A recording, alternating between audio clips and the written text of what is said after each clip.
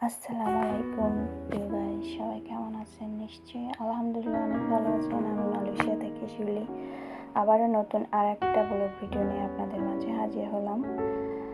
নিশ্চয়ই সবাই অনেক ভালো আছেন, এই দোয়া করছি আমার জন্য। সবাই দোয়া করবেন। আমি একটু অসুস্থ আছি, তো মোটামুটি এখন একটু ভালো লাগতেছে, যার কারণে আপনাদের জন্য এই ভিডিওটা করতে পারলাম। আজকে সন্ধ্যা থেকে এই ভিডিওটা করছি আপনাদের জন্য। সন্ধ্যা থেকে ব্লগটা শুরু করছি, নিশ্চয়ই সবার ভালো লাগবে। তো এটা হচ্ছে আমার বাসার সামনে, অবশ্যই আপনারা বুঝতে পেরেছেন যে আমার পুরনো বন্ধু। 2 দিনের ভিডিও, মানে 2 দিনের ব্লগ নিয়ে আর ফাঁকিবাজি একটা রান্না নিয়ে আপনাদের মাঝে আজকের ব্লগটা শেয়ার করব। দেখতে থাকুন, নিশ্চয়ই ভালো লাগবে। যারা যারা নতুন বন্ধু আছো, যারা যারা পুরনো বন্ধু আছো, সবাই একটা লাইক দিয়ে দিও প্রিয় আপুরা, ভাইয়ারা। আর যারা নতুন বন্ধু তাদের কাছে বলবো, তোমরা অবশ্যই যদি আমার চ্যানেলটা ভালো লাগে, আমার কথা ভালো লাগে, আমার ব্লগটি ভালো লাগে, রান্না ভালো লাগে, অবশ্যই তোমরা সাবস্ক্রাইব করে আমার চ্যানেলের পাশে থেকো। আমিও তোমাদের পাশে আছি ইনশাল্লাহ। যারা নতুন বন্ধু অবশ্যই তাদেরও আমি সাপোর্ট করব। সন্ধ্যার সময় আসলে চা না খেলে একদমই আমার ভালো লাগে না, সেজন্য আসলে প্রতিদিন সন্ধ্যার সময় চা খাই। আজও তাই, একই নিয়মে খাচ্ছি। আজকেও চা বিস্কিট খাচ্ছি, তোমাদের সাথে আজকে একটু শেয়ার করলাম। অন্যদিন হয়তো শেয়ার করাটা হয় না। আসলে প্রতিদিন এই চা বা এই অনেক কিছুই তোমাদের সাথে শেয়ার করা হয় না। অনেক কিছুই ক্যামেরার আড়ালে আমরা করি, যেটা হয়তো সবসময় শেয়ার করা হয় না। তো কিছু কিছু সময় হয়তো শেয়ার করতে ভালোই লাগে, তাই আজকে শেয়ার করলাম চা খাওয়াটা। তো চলো কালকের ভিডিওটা তোমাদের সাথে, ফাঁকিবাজি কী রান্না করছিলাম সেটাই শেয়ার করব। আমি দুপুর থেকেই গতকালকে এই ভিডিওটা নিয়েছি এবং ব্লগটা শুরু করছি। তোমাদের নিশ্চয়ই ভালো লাগবে।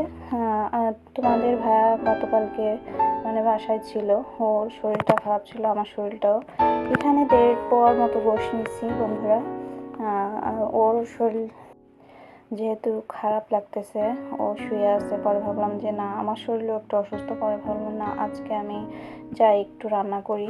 তোমরা হয়তো অনেকে ভাবতেছো যে কি রান্না করব। আজকে গোশই রান্না করব বন্ধুরা, একটু গোশ। আমার কিন্তু রান্না বান্না গুছিয়ে গাছিয়েই করি আমি সবসময়। তো আমি তোমাদের অফ ক্যামেরায় আমি যে রান্নার জায়গাটা, এটা কিন্তু ফ্রেশ করে একদম পরিষ্কার করে নিয়েছি। আর এই ফাঁকিবাজি রান্নাটা করার জন্য তোমাদের সাথে ক্যামেরা মানে বন্দি করছি, তোমাদের ভিডিও তোমাদের জন্য। এখনও যে তোমাদের সাথে এই ভয়েসটা শেয়ার করতেছি, আমার মানে আমি যে ভয়েসটা শেয়ার করতেছি এই জন্য মানে আমার শরীরটা খুবই খুবই খারাপ লাগতেছে। কি বলতেছি না বলতেছি ব্রেনে সেরকম কাজ করতেছে না। যদি আমার কথার ভিতরে কোথাও অগোছালো ভুল ভ্রান্তি থাকে, তোমরা অবশ্যই ক্ষমা দৃষ্টিতে দেখে আমার ভিডিওটা পুরোটা দেখে নাও। কারণ আমি 2বার ভয়েসটা আমি কমপ্লিট করতে চাই না, একবারেই আমি তোমাদের সাথে ভয়েসটা মানে দিতে চাই। কারণ অনেক সময় আমি ট্রাই করার পরে যখন দেখি যে না, ভালো হচ্ছে না, আমি আবার ভয়েসিং করি, কিন্তু আজকে আমি সেটা করব না। তো এখানে আমি সব কিছু তোমাদের মানে গোশটা আমি কড়াইতে নিয়ে নিয়েছি, গরুর গোশ। এখানে গরুর গোশই রান্না করতেছি, ফাঁকিবাজি রান্না, যেটা এক কথায় বোঝায়। কারণ ফাঁকিবাজি এই জন্যই বন্ধুরা, এখানে আসলে আমি মানে যেহেতু শরীরটা খুব খারাপ ছিল, সব কিছু একবারে দিয়ে আমি রান্না করতে কী রান্না করতেছি নিজেই তখন বুঝতে পারতেছিলাম না। তাই মনে হলো যে এই রান্নাটার নাম ফাঁকিবাজি রান্নাই দিব, সেটাই তোমাদের সাথে শেয়ার করব। আর অবশ্যই এই টাইটেলটাও আমি ফাঁকিবাজিই দিব, যে আজকে ফাঁকিবাজি রান্নাটা এটা। তো তোমরা অবশ্যই ফাঁকিবাজি রান্নাটা দেখে নিও। আসলে এখানে তেমন কোনো মানে মানে রেসিপি শেয়ার করার মতো কিছু না।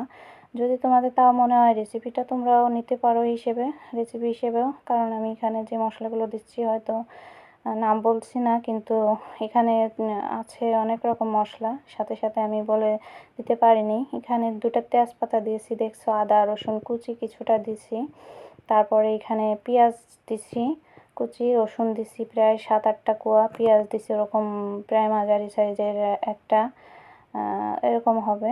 আসলে কি বন্ধুরা, সবসময় না অত গুছাই গাছাই করতে গেলে হয় না। শরীরটা যদি কখনো খারাপ থাকে, দেখবা যে কোনো কিছুই সম্ভব না। এখানে জিরার গুঁড়া, ধনের গুঁড়া, মৌরি গুঁড়া, তারপরে হচ্ছে তোমার লাল মরিচের গুঁড়া, আর 7-8টা এলাচ দিছি, 2টা তেজপাতা দিছি, দারচিনি দিছি 2-3 টুকরা।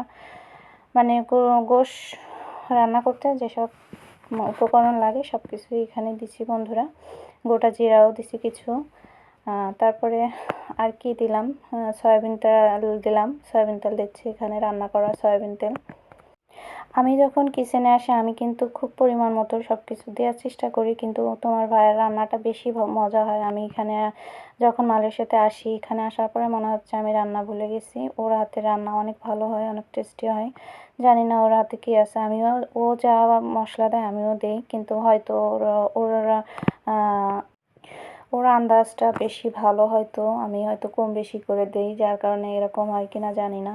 তবে ও কিন্তু অনেক কিছু, ওর ভিতরে গুণ আছে বন্ধুরা, ওর ভিতরে প্রচুর গুণ আছে। অনেক আইটেম, রান্না বান্না, মিষ্টি সামগ্রী, অনেক কিছু। কারণ ও বিদেশে থাকার আগেও অনেক কিছু ওর অভিজ্ঞতা ছিল। ওর অনেক অনেক গুণ ওর ভিতরে আছে। আমি তোমাদের সাথে হয়তো সেটা এখন বলে বোঝাতে পারবো না। আমি অন্য এক সময় তোমাদের কাছে আমি শেয়ার করব ওর ভিতরে কত কত গুণ আছে। আর ও প্রচুর পরিশ্রম করে বন্ধুরা, যেটা তোমাদের আমি বলে বোঝাতে পারবো না। ওর কাজকেও অনেক মানে প্রাধান্য দেয়। ওর বস যখনই ফোন দেবে, যদি ঘুমায় থাকে তখনই উঠে চলে যাবে। তো আমি গোশের কিন্তু গার পানিটা আমি টানিয়ে তারপরে কিন্তু কষার পানি দিয়ে দেবো, তারপরে ঢেকে দিব বন্ধুরা। তো যাই হোক, তোমরা দেখতে থাকো। যদি তোমাদের রেসিপিটা বা আমার কথা কোনো কিছু ভালো লাগে, অবশ্যই তোমরা আমার চ্যানেলটার পাশে থেকো। আর আমার জন্য অবশ্যই একটু দোয়া করো। আমি একটু শারীরিকভাবে অসুস্থ আছি, তোমাদের কাছে সেটুকুই আশা করব। আর আমি গোশের কষানো পানিটা দিয়ে এদিকে আমি রাইস কুকারে চাউলটা উঠিয়ে দেব। আমি দেখো, ভিজে রাইস কুকারের বাটিটা অবশ্যই তোমরা কিন্তু মুছে নেবা, শুকনো কাপড় অথবা যাই হোক কিছু দিয়ে। আমি কিন্তু টিস্যু দিয়ে মুছে নিলাম বন্ধুরা। আমি এখানে একটা সালাদ কেটে নিলাম, টমেটো, পেঁয়াজ, কাঁচামরিচ, লেবু, এগুলো দিয়ে। এদিকে আমার দেখো কষানোর যে পানিটা বেশ অনেকখানি কি শুকিয়ে গেছে। আমি এর ভিতরে যে একটা আলুর অর্ধেকটা কিন্তু আমি নিয়েছিলাম এখানে, তোমাদের হয়তো বলা হয়নি। একটা আলুর অর্ধেকটা নিয়ে আমি এর ভিতরে এখন দিয়ে একটু কষিয়ে তারপরে এর ভিতরে মানে কষানোটা আসলে দরকার খুবই। যে কোনো তরকারি কষানো যত ভালো হবে ততই আমি মনে করি একটু টেস্ট হবে। তো আমি আলুটা যেহেতু দিয়ে পানি থাকতে দিয়েছি, আলুটা গলে গেছে। আবার এখন ঝোলের পানি দিয়ে আমি তরকারিটা প্রায় হয়ে 10 মিনিটের মতো রান্না করব। তারপরে তোমাদের সামনেই আসবে তোমার একদম আমরা খাবার টেবিলে এই তরকারিটা আসবে। তো এখন এখানে ও যখন ঘুমিয়েছিল ওকে ডাক দিয়ে আমি উঠিয়ে এনে খাবার রেডি করে দিলাম। বন্ধুরা, আজকের ভিডিওটা তোমাদের কেমন লাগলো অবশ্যই তোমরা কমেন্টের মাধ্যমে জানিও। অনেক কিছু হয়তো শেয়ার করার ছিল, গুছিয়ে গেছে, কিন্তু যেহেতু শরীর ভালো না থাকলে সব কিছু আসলে ব্রেনে কাজ করে না। আর অনেক সময় কী হয়, আমরা যখন ভিডিও শেয়ার করি অনেক কিছুই বলার থাকে, হয়তো গুছিয়ে সেভাবে বলা হয় না। তো যাই হোক, সব মিলিয়ে ভুল ত্রুটি থাকলে ক্ষমা দৃষ্টিতে দেখো। আমরা দুজন একই প্লেটে খেয়ে নেব। তোমরা অবশ্যই ক্ষমা দৃষ্টিতে দেখো, অবশ্যই আমাদের সাপোর্ট করো আমাকে। আমিও তোমাদের পাশে থাকবো আশা রাখি। তো তোমাদের সাথে আজকে এই ভিডিওটা শেয়ার করলাম, নিশ্চয়ই সবার ভালো লাগবে, কিছুটা হলেও ভালো লাগবে, হয়তো সেইভাবে ভালো লাগেনি। আমি কিন্তু যথাসাধ্য চেষ্টা করি তোমাদের সাথে মোটামুটিভাবে ভিডিওটা শেয়ার করার জন্য, যথেষ্টভাবে চেষ্টা করি। তো যাই হোক, আজকে এই পর্যন্তই বন্ধুরা, তোমরা অনেক ভালো থাকো।